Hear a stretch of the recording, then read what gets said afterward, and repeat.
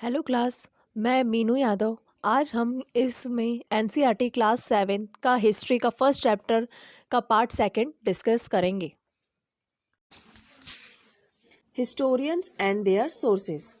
इसमें इस यानी टॉपिक के अंदर हम ये पढ़ेंगे कि जो हिस्टोरियंस होते थे यानी जो इतिहासकार होते थे वो इस टाइम में कौन सी चीज़ों यानी कौन से सोर्सेज का इस्तेमाल करते थे जिससे कि उस टाइम पीरियड में यानी कौन सी चीज़ हुई यानी कौन वहाँ पे ना उस टाइम रूल करता यानी शासन करता था, वो किस तरह के पैसे इस्तेमाल करते थे, वहाँ के लोगों का रहन सहन कैसा था और है ना यानी क्या क्या चीज़ें उस टाइम में अवेलेबल थी ये सब पता कर सकें। तो इसके लिए जो हिस्टोरियंस होते थे वो उस टाइम के जो कॉइन्स यानी जो पैसे इंस्क्रिप्शन यानी जो उन पर जो खुदा हुआ रहता था वो और आर्किटेक्चर यानी जो वहाँ के उस टाइम के जो भी ना मॉन्यूमेंट्स ये सब बनाए जाते थे उनके ऊपर कोई भी ना यानी ड्राइंग्स ये सब जो ना पत्थरों पे बनाई जाती थी वो और टेक्सचुअल रिकॉर्ड्स यानी टेक्सचुअल रिकॉर्ड्स का मतलब होता है कि जो उस टाइम के जो दस्तावेज होते थे यानी वो उनसे इंफॉर्मेशन यानी जानकारी इकट्ठा करते थे। इस टाइम में यानी जो पेपर होता था वो कहते हैं कि बहुत सस्ता हुआ करता था।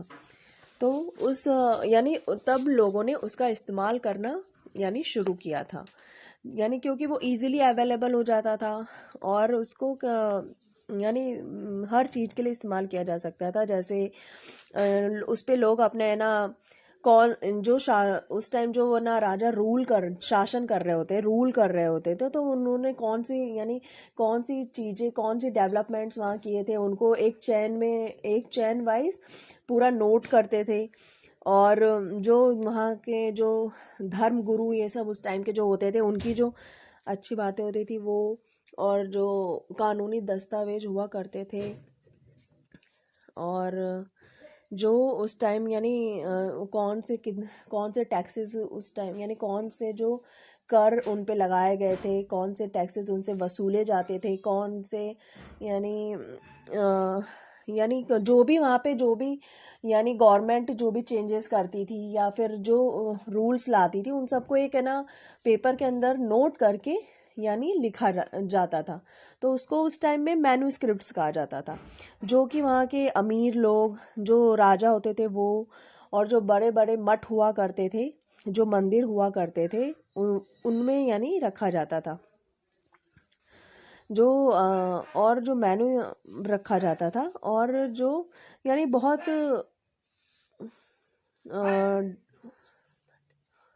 these manuscripts and documents provide a lot of detailed information to historians but they are also difficult to use। यानी वो लोग रखते तो थे इन मैन्यूस्क्रिप्ट्स को रखते तो थे पर यानी बहुत यानी ये डिफ़िकल्ट भी होता था दूसरे हिस्टोरियंस यानी जो दूसरे उनके बाद इतिहासकार आते थे उनको पता करने के लिए क्योंकि हर बार जो राइटिंग होती थी वो चेंज हो जाती थी यानी जो भी हिस्टोरियन अपना लिखता था मैन्यूस्क्रिप्ट यानी दस्तावेज लिखता था वो हर बार कुछ ना कुछ उसमें चेंजेस कर देता था। तो इन चेंजेस की वजह से यानी जो आगे उसको यानी अपनी जानकारी के लिए इंफॉर्मेशन के लिए जो लोग उसको इस्तेमाल करते थे उनको बहुत दिक्कत हुआ करती थी। तो यानी ये उस टाइम की एक बहुत ही बड़ी प्रॉब्लम थी जो यानी जो हिस्टोरियंस होते थे उनको यानी फेस करनी पड़ती थी। फिर एक यानी फिर एक ऐसा टाइम आया जब यानी यानी वो लोग जैसे एक वर्जन यानी एक यानी बुक हमको अवेलेबल है उसी को कोई और इतिहासकार यानी दूसरे वर्जन में यानी उसी को सेम एकदम डिट्टो उतार के किसी चीज में लिख दे तो उससे उसे समझने में आसानी हो जाती थी। तो ऐसे ही एक इतिहासकार 14th सेंचुरी में आए थे जियाउद्दीन बरानी। जो जियाउद्दीन बरानी थे वो आए थे जियाउद्दीन बरानी आए थे। ये देखिए यहाँ बुक में लिखा भी हुआ है यानी on the 14th century chronicle Ziauddin Barani brought his chronicle first in 1350 यानी उन्होंने अपना पहला जो दस्तावेज था उन्होंने 1356 में लिखा था और उसका जो दूसरा वर्जन था उन्होंने 2 साल बाद लिखा था। The two differ from each other, but historians did not know about the existence of the first version. यानी दोनों में कोई ज़्यादा अंतर नहीं था, पर जो भी उनको ना पढ़ते थे उनको ये पता नहीं लग पाता था कि वो यानी कब बनाया गया है. तो it remain lost in large library collections. यानी ऐसा लगता था कि जैसे जैसे उसमें से बहुत सारी चीज़ें गायब हो गई हैं. अब नाउ हम यानी एक नया टॉपिक शुरू कर रहे हैं, उसी का new social and political group. In this यानी इसके अंदर हम पढ़ेंगे कि जो 700 से 1750 तक जो चेंजेस हुए हैं उनको यानी उस टाइम कैसे हुए थे वो और क्यों हुए थे. At different moments in this period new technology, और यानी उस टाइम में बहुत सारी डिफरेंट यानी जो टेक्नोलॉजीज थी like the Persian wheel in irrigation, the spinning wheel in weaving and fire arms in compact. यानी जो ये सब चीज़ें थी वो उस टाइम आई थी. नए तरीके के या new foods and beverages arrived in the sub continent, potatoes, corn, chillies, T and coffee. इसका मतलब कि उस टाइम यानी कौन कौन सी टेक्नोलॉजीज आई थी, जैसे ना यानी जैसे पहिए से कैसे हम है ना पानी खींच के सिंचाई कर सकते थे, कैसे घूमते हुए व्हील पर हम लोग धागा यानी बना सकते थे, और कैसे यानी उस टाइम में कौन कौन से यानी बहुत सारी खाने पीने की चीज़ें भी आ गई थी, जैसे पोटैटोज यानी आलू, कॉर्न यानी मक्का, चिलीज यानी मिर्च, और टी एंड कॉफ़ी यानी चाय और कॉफ़ी जो यानी इस्तेमाल उस टाइम होने लगे थे.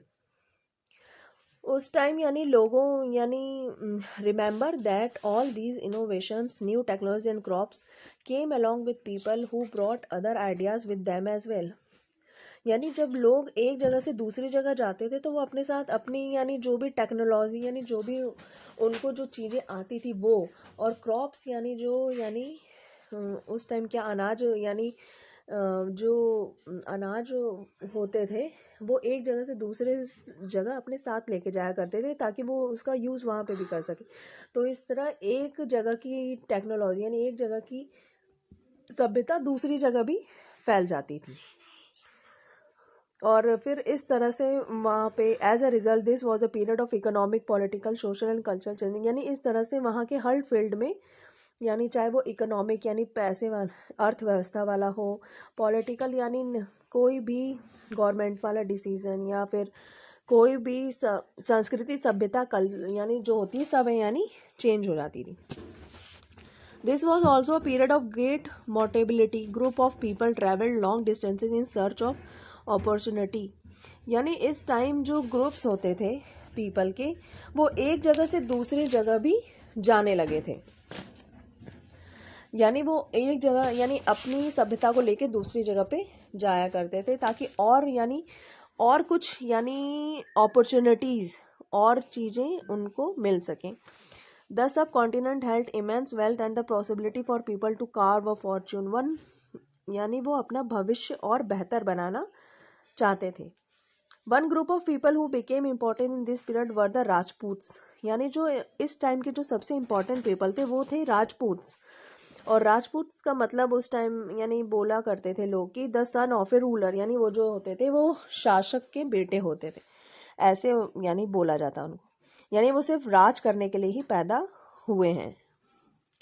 Between the 18th and 14th centuries, the term was applied more generally to a group of warriors who claimed Kshatriya caste status.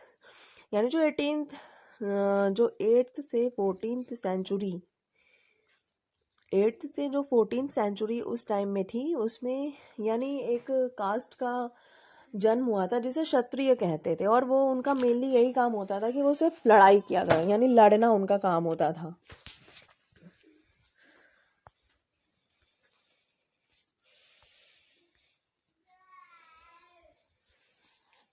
यानी वो सिर्फ जो क्षत्रिय होते थे वो लड़ते ही नहीं थे, यानी उनका राज करना और यही जो राज करते हैं और ये सब काम भी होता था, और ना अपने राज्य को कैसे प्रोटेक्ट करना है ये सब जिम्मेदारी भी उन्हीं की होती थी.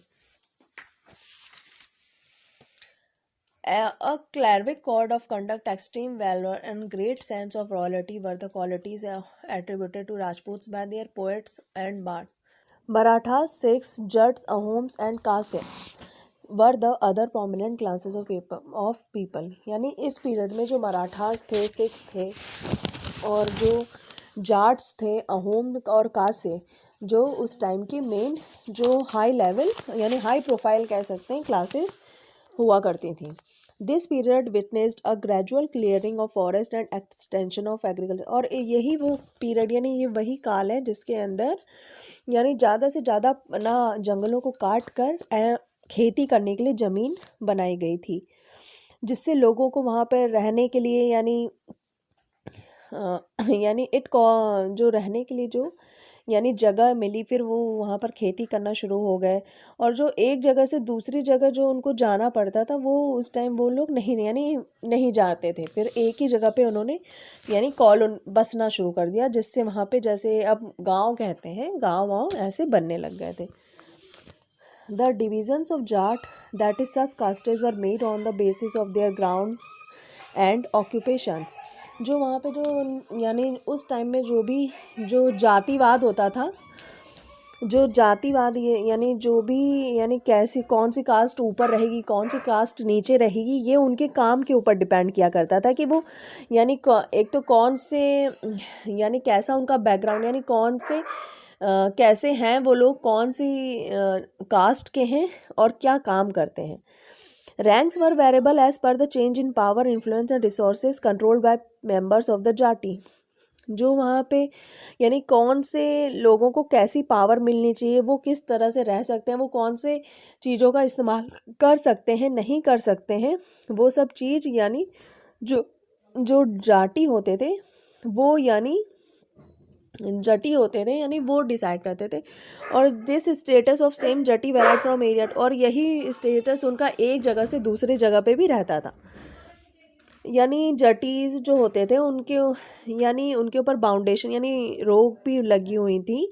जो उनके विलेजेस में जो रूल्स ये सब चलते थे वो उनको फॉलो करना पड़ता था. और वो एक छोटे से यानी गांव तक ही सीमित होकर रह सकते थे.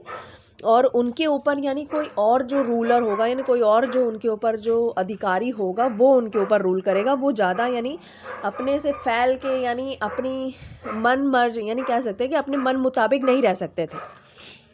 Now we are going to the topic region and empire. The continent was divided into several regions which were ruled by empires of different dynasties. यानी जो regions उस टाइम जो सब कॉन्टिनेंट था यानी जो था यानी कह सकते हैं जो दो उस टाइम का उस टाइम में यानी जो भी रीजन था यानी जो जगह थी वो एम्पायर जो राज्य हुआ करते थे वो बहुत सारे यानी भागों में बटे हुए थे. यानी बाय 700 सेवरल यानी उस टाइम वो कम से कम जोग्राफी की यानी पूरी हिसाब से हर चीज़ से देखें, ज़मीन से लेके यानी हर चीज़ में देखें तो वो 700 भागों में बटा हुआ था उस टाइम का culture. During the period of 700 CE and 1750 CE, the thousands of years of history that we are exploring here, they occurred significant developments in religious traditions. यानी जो 700 CE से लेके 1750 CE तक यानी जो टाइम पीरियड था वो यानी बहुत ही ज़्यादा यानी तरीक़ों से बटा हुआ था. चाहे वो यानी सोशली हो या पॉलिटिकली हो या फिर रिलीजन यानी धर्म के हिसाब से भी हो. तो उस टाइम यानी कह सकते हैं कि वो पूरे 700 तरीक़ों से हर तरह के फील्ड में बटा हुआ था. आगे का चैप्टर हम चैप्टर फर्स्ट के पार्ट 3 में डिस्कस करेंगे. Till then thank you. और अगर मेरा वीडियो आपको पसंद आए तो प्लीज़ इसको सब्सक्राइब और लाइक ज़रूर करिएगा.